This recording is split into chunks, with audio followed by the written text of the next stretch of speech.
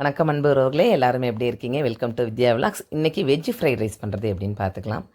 இதை 1/2 பாஸ்மதி ரைஸ் ஊற வச்சு வடித்து தண்ணியெல்லாம் எடுத்து இந்த மாதிரி ஒரு தாம்பலத்தில் நல்லா ட்ரை பண்ணி ஆற வச்சுக்கணும். முக்காப்பதம் வெந்தா போதும். கேரட், பீன்ஸ், கோஸ், பச்சை மிளகா பொடியாக நறுக்கி வச்சுருக்கேன். கொத்தமல்லி தழை இந்த மாதிரி பொடியாக நறுக்கி எடுத்து வச்சுக்கணும். இதுதான் வெஜ்ஜு ரைஸ்க்கு தேவையானது. இதில் பாருங்கள், உப்பு, சர்க்கரை, Ajinomoto, pepper powder, soya sauce and refined oil. இப்போ நம்ம எப்படி ரெடி பண்ணுறது அப்படின்னு பார்த்துக்கலாம். இதை பாருங்கள், ஒரு பிளேட்டுக்கு உண்டானது நான் எப்படி ரெடி பண்ணுறேன்னு பார்த்துக்கலாம். ஒரு 2 ஸ்பூன் எண்ணெய் ஊற்றிக்கணும். இந்த பிளேட்டில் தான் இப்போ நம்ம ரைஸ் எடுத்துக்க போகிறோம். அந்த ரைஸ்க்கு என்னென்ன தேவைன்னு பார்த்துக்கலாம். 1 ஸ்பூன் பச்சை மிளகாய் போட்டிருக்கேங்க. அது நல்லா பொரிஞ்சு வரட்டும்.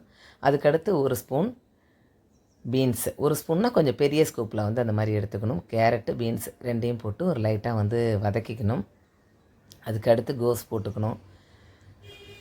போட்டு நல்லா ஒரு ஹாஃப் பாயில் ஆகிற மாதிரி நமக்கு வதக்கினா போதும். அதில் நம்ம ஒரு பிளேட் ரைஸ் எடுத்து நம்ம உடஞ்சிராமல் இந்த மாதிரி நம்ம வதக்கிட்டே இருக்கணும்.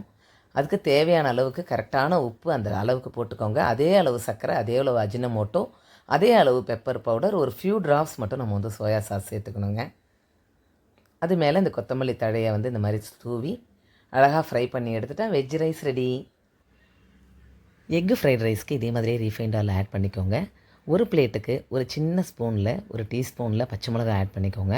அதில் 2 முட்டையை உடச்சி போட்டு பொடுமாஸ் மாதிரி ஒரு பிஞ்சு சால்ட்டு போட்டு அதில் வெஜிடபிள்ஸ் ரைஸ் ஆட் பண்ணிங்கன்னா எக் ஃப்ரைட் ரைஸும் ரெடி ஆகிடும்.